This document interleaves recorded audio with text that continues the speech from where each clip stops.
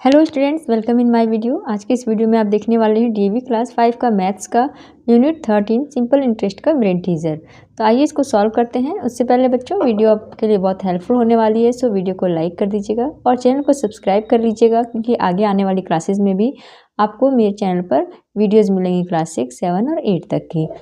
तो आइए शुरू करते हैं। फर्स्ट हमारा क्वेश्चन है, tick the correct answer.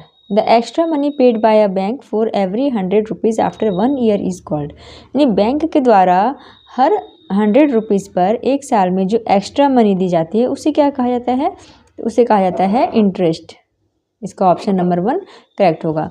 Number b, mister Gupta borrowed 1,75,000 from a bank to buy a car. यानी मिस्टर गुप्ता ने बैंक से 1,75,000 एक कार खरीदने के लिए उधार लिया। दिस अमाउंट इज कॉल्ड, ये अमाउंट क्या कहलाएगा? ये अमाउंट कहलाएगा लोन। ऑप्शन नंबर 3 करेक्ट होगा। Next c, simple interest for 1,000 at 10% for 9 month. तो इसको सॉल्व करते हैं कि 1,000 पे सिंपल इंटरेस्ट क्या होगा 9 मंथ्स के लिए। तो आपको पता है सिंपल इंटरेस्ट का जो फॉर्मूला है वो क्या होता है? Principal into rate of interest into time by 100। Okay, तो इसी के बेस पे हम इसको सॉल्व करते हैं। तो प्रिंसिपल हमारा क्या है?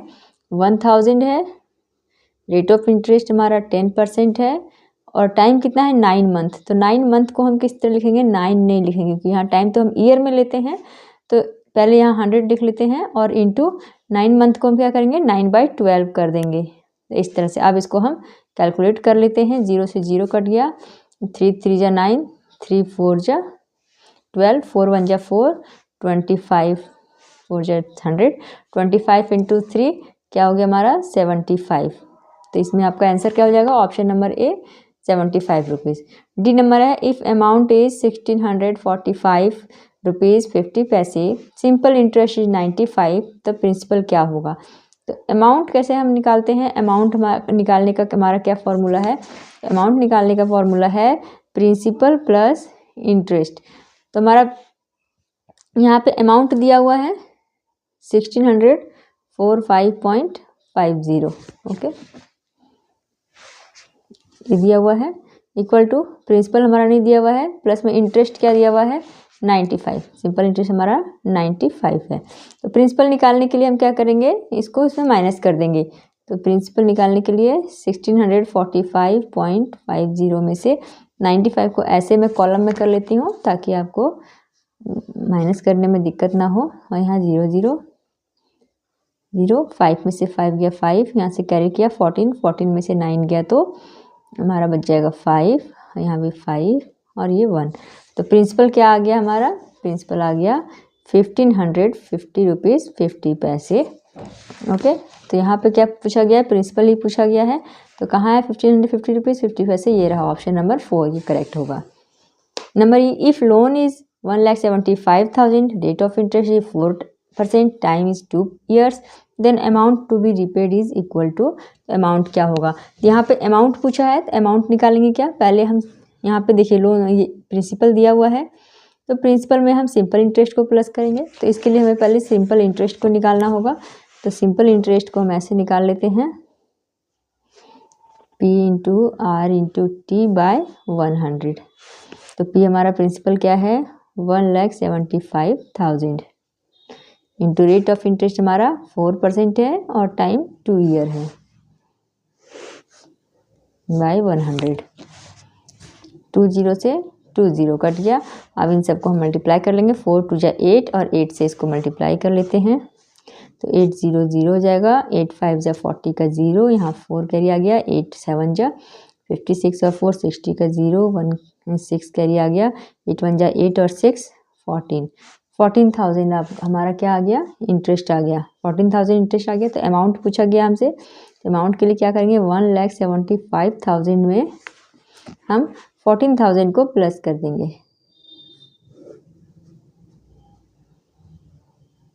ये आपका आंसर आ गया 1,89,000। तो यहाँ पे कहाँ पर हमारा आंसर देखिए, ऑप्शन नंबर 1 1,89,000 ये करेक्ट आंसर होगा। Name the 3 factors that determine simple interest. तो सिंपल इंटरेस्ट को कौन से 3 फैक्टर्स हैं जो डिटरमाइन करते हैं? तो ये मैंने आपको शुरू में ही बताया था जब यूनिट वर्कशीट 1 करवा रही थी। तो देखिए यहाँ पर दिया हुआ है, factors determining simple interest, 3 factors determine करते हैं, प्रिंसिपल, रेट ऑफ इंटरेस्ट और टाइम। तो यहाँ से देख के आप कर लीजिएगा इसको। अब नेक्स्ट क्वेश्चन नंबर 3 हमारा है, find the amount if principal is 625 and interest is 55।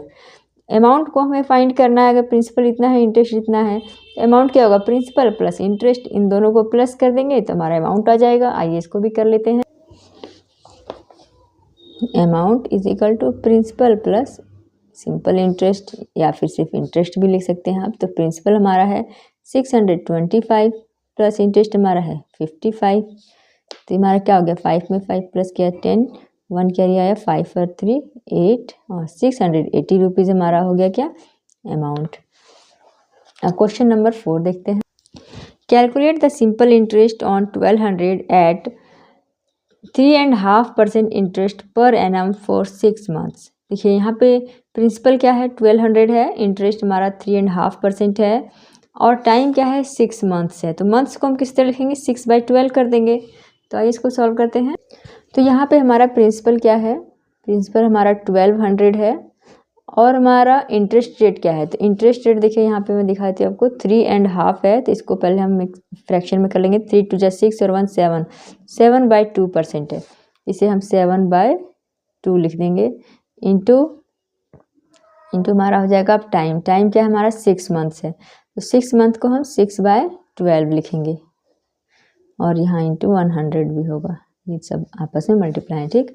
अब इन सबको हम कट कर लेते हैं, 0 से 0 कट गया, 2 1 जा 2, 2 3 जा 6, 3 1 जा 3, 3 4 जा 12, 4 1 जा 4, 4 3 जा 12, क्या क्या बच गया हमारा, 3 और 7 बचा, 7 3 जा 21। तो ₹21 जो है वो हमारा सिंपल इंटरेस्ट हो गया 6 मंथ का। Next question number 5, Sohan deposited 6000 in a bank. Sohan ने बैंक में 6000 डिपॉजिट किए, जिसका इंटरेस्ट रेट है 7.5% पर एनम और 3 इयर्स के बाद उसका क्या होगा, सिंपल इंटरेस्ट निकालना है। और इधर मोहन ने भी 6000 डिपॉजिट किए, लेकिन उसका इंटरेस्ट रेट 11% है और 2.5 ईयर के बाद उसने निकाला। तो who will get more simple interest, तो किसे ज़्यादा सिंपल इंटरेस्ट निकलेगा। तो दोनों का हमें अलग अलग निकाल लेना है, उसके बाद उसे कंपेयर करेंगे। तो आइए इसको सॉल्व करते हैं। देखो सोहन का प्रिंसिपल है 6000, रेट ऑफ इंटरेस्ट है इतना, तो इसको हमने इस तरह से कर लिया, फ्रैक्शन में कन्वर्ट और टाइम 3 इयर्स। इधर मोहन का लिखा हुआ है सारा। अब ये फॉर्मूला हमने यहाँ लिख लिया SI निकालने का। अब इसको हम निकालते हैं, तो यहाँ पे सब पुट करते हैं हम। हमारा प्रिंसिपल यहाँ पे 6000, रेट ऑफ इंटरेस्ट 15/2 है, 15/2 एंड टाइम 3 इयर्स है।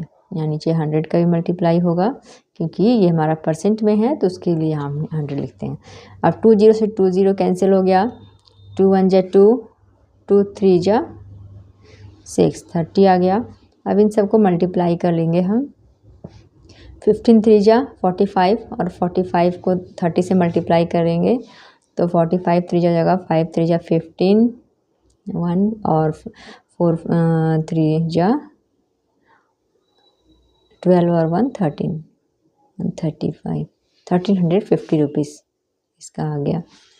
अब इसका निकाल लेते हैं, 6000 मल्टीप्लाई 11 इंटू 5/2 और यहाँ 100 का मल्टीप्लाई, 2 0 से 2 0 कैंसिल हो गया, 2 1 जा 2, 2 3 जा 6, 30 आ गया। यहाँ पे भी 11 5 जा 55 इंटू 30, तो 30 इंटू 55 करते हैं, 3 5 जा 15, 3 5 जा 15 और 1 16 और 0 1615।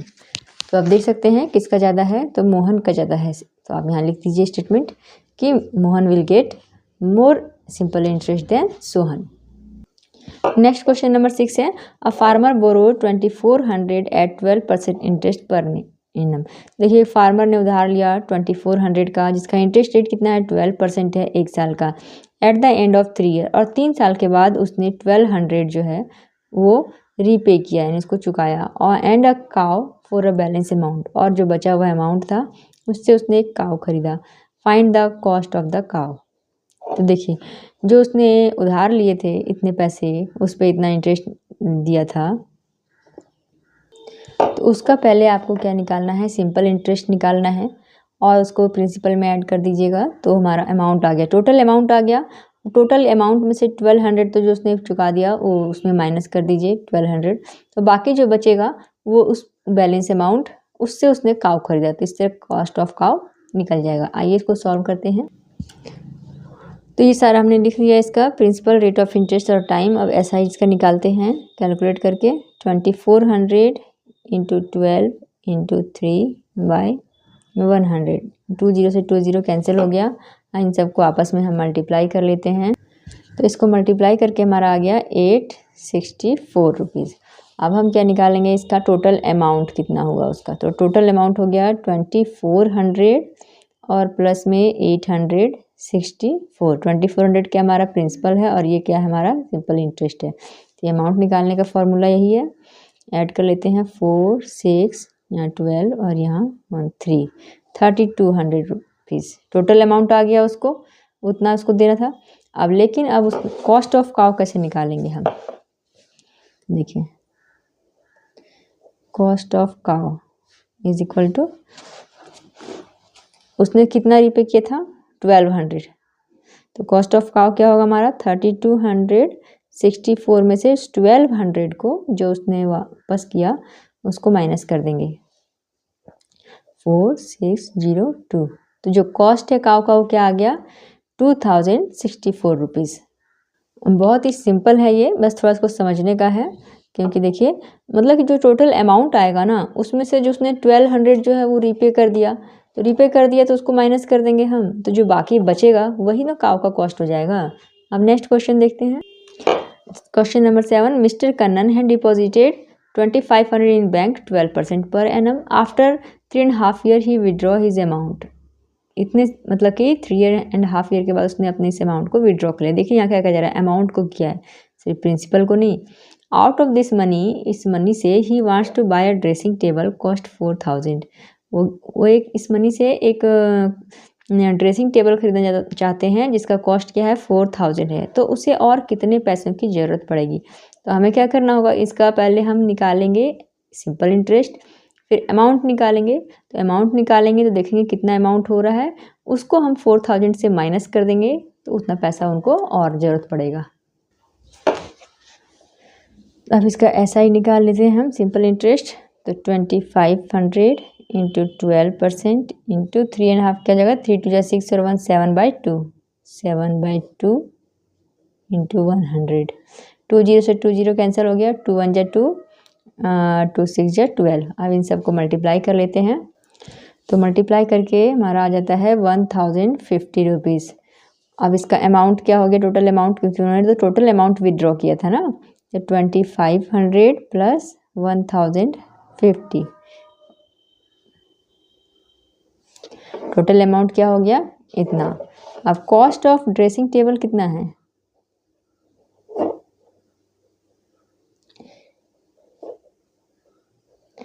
Cost of dressing table is ₹4000। Okay 4000 है, तो अब मनी नीडेड बाय हिम 4000 में माइनस कर देंगे 3500 और 50 को, यहाँ 0 यहाँ से कैरी लिया तो यहाँ 10 में से 5 गया 5, 9 में से 5 गया 4 और यहाँ 3 में से 3 गया तो 0। तो कितना ₹450 रुपीज़ उनको और ज़रूरत है। ये इसका आंसर हो गया। और साथ ही यहाँ पे आपका ये चैप्टर और ये ब्रेन टीजर दोनों कंप्लीट हो जाता है। थैंक यू फॉर वॉचिंग, मिलते हैं फिर नेक्स्ट वीडियो में।